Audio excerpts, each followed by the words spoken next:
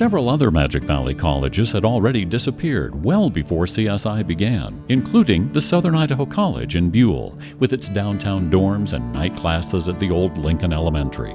When it became apparent that the new College of Southern Idaho would be built in Twin Falls, Buell's visionary leaders, including John Hepworth, James Shields, John Barker, Chuck Lehrman, and others, supported and became namesakes of CSI.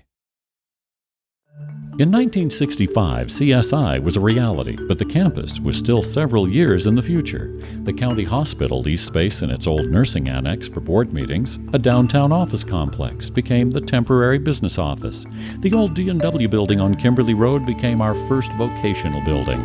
And the new Twin Falls High School is where we held our first classes and graduation.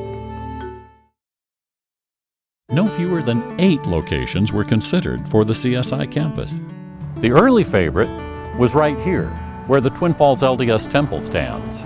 Another possibility was here north of the Snake River Canyon, especially since Jerome County had just become a part of the new Junior College District. But it was the Kimes property, still well north of the city of Twin Falls, where ground would soon be turned for a new and lasting home for CSI.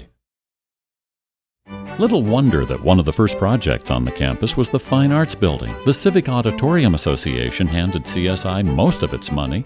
Magic Valley dilettantes were also thrilled and anxious to have a new home on the Fine Arts Auditorium stage.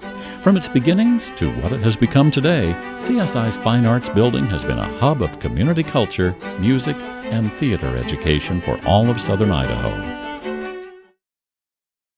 A 1967 Times News article called the 107-foot CSI Tower a beacon to education. In one old blueprint, it was called the Centrum, though no one has ever called it that. Repairs in '98 trimmed it down, making it safer in Idaho's high winds. In 2007, communication lines that had been beneath the tower were moved above ground. Nearly 50 years later, the CSI Tower remains a beacon to education.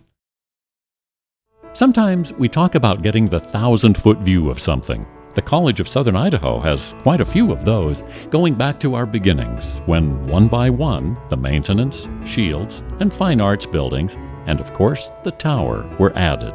Fast forward a few more years, and a few more, and you start to wonder, what will the CSI campus look like in another 50 years?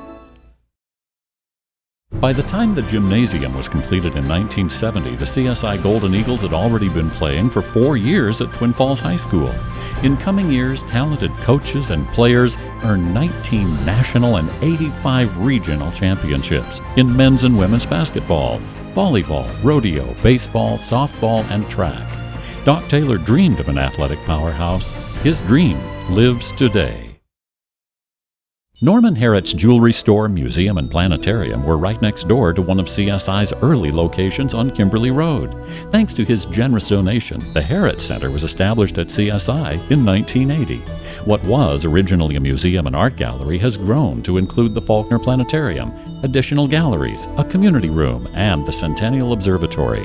Mr. Harret would be proud of his living legacy. Tireless, persistent, visionary. Men of great people skills whose doors have always been open. Energetic, always thinking years into the future. Finding their way through good and bad times, continuing the legacy. These are the presidents upon whose guidance CSI looms large, yesterday, today, and tomorrow.